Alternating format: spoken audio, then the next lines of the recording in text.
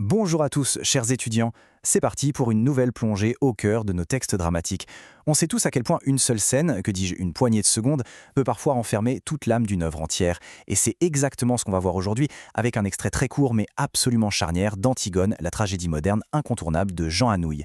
On va décortiquer ensemble la mécanique implacable de ce texte, mot par mot, seconde par seconde. Dès la première lecture, Anouilh pose un cadre littéralement étoffant. Faisons tout de suite l'appel des personnages présents sur le plateau. On a Antigone, bien sûr, Créon, les gardes, et n'oublions pas cette présence silencieuse mais hyper lourde de sens, le cœur. Ce qui est remarquable ici, c'est que ce texte microscopique concentre absolument tout le poids émotionnel et tragique de la pièce. Tout y est, en quelques lignes seulement.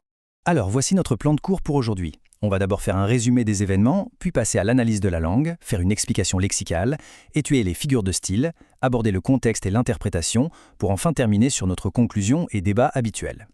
Première étape donc, le résumé des événements, ou comment la tension dramatique monte seconde par seconde. Fermez les yeux un instant. Imaginez-vous avec eux, enfermés dans cette pièce. Vous ressentez cette tension physique? Le bruit sourd de la foule qui fait trembler les murs? L'action est fulgurante. Seconde 1.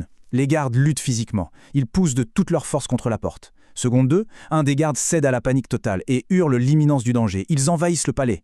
Puis, au beau milieu de ce chaos absolu, disons des secondes 3 à 8, Antigone prononce sa reddition. Une voix blanche, épuisée, une capitulation face au monde. Et paf, secondes 9 et 10, Créon reprend son rôle de chef d'État pragmatique, il tranche et donne des ordres secs pour évacuer. Sans rien divulgacher de la suite, il faut bien comprendre que ce rythme effréné ne nous laisse aucun répit. Passons à notre deuxième point, l'analyse de la langue, pour observer le style sensoriel et complètement anachronique d'Anouilh.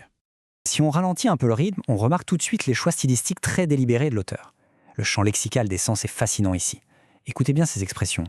La foule hurlante, voir leur visage, entendre leurs cris.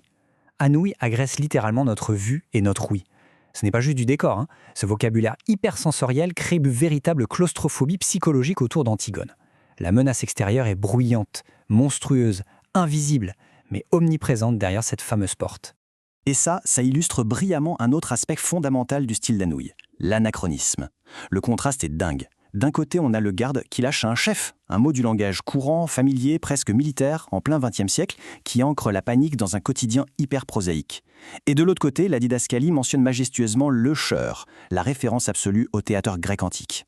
Ce grand écart entre le flic moderne en panique et la fatalité du cœur antique, c'est la signature même de la pièce.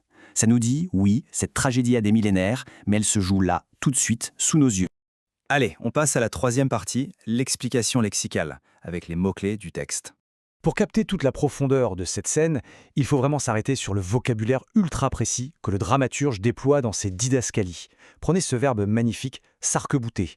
Étymologiquement, on pense évidemment à l'arc-boutant en architecture, vous savez, ces immenses piliers qui soutiennent les cathédrales gothiques de l'extérieur. Eh bien ici, les gardes, ce sont les piliers. Ils prennent appui avec tout le poids de leur corps, les jambes fléchies, les muscles tétanisés, pour résister à la poussée.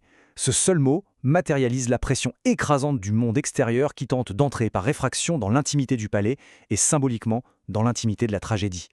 L'autre mot essentiel, bien sûr, c'est le chœur. Traditionnellement, dans l'Antiquité, le chœur, c'est la voix de la cité, des dieux ou le commentaire philosophique de l'auteur. Mais regardez ce que nous dit la toute dernière ligne. Les gardes sortent, suivis par le chœur. C'est terrible. Ce départ silencieux, ça signifie la fin du commentaire théâtral. Le piège se referme, le chœur s'en va et laisse nos personnages mortels, Créon et Antigone, absolument seuls face à leur choix et à l'inévitable. Ce qui nous amène à la section 4, les figures de style, ou la rhétorique tragique. N'oublions jamais qu'au théâtre, et surtout dans la tragédie, parler, c'est se battre. Les personnages argumentent en permanence. On a 5 armes rhétoriques majeures ici. L'anaphore, l'euphémisme, le rythme ternaire, la métonymie et l'hyperbole. Chacun tente de justifier sa posture. Le garde, lui, utilise l'hyperbole avec « ils envahissent » pour justifier sa terreur panique. Antigone utilise l'euphémisme, que ce soit fini, pour parler de sa propre mort, témoignant d'une résignation presque douce. Et quand elle lance la métonymie « tu as ma mort » à Créon, c'est glaçant. Elle remplace le mot « vie » ou « condamnation » par « mort » pour lui signifier qu'il possède littéralement son destin entre ses mains. Mais le coup de grâce, c'est vraiment l'anaphore. Écoutez la musique de cette réplique. Je ne veux plus voir leur visage, je ne veux plus entendre leurs cris, je ne veux plus voir personne. C'est ce fameux rythme ternaire très classique.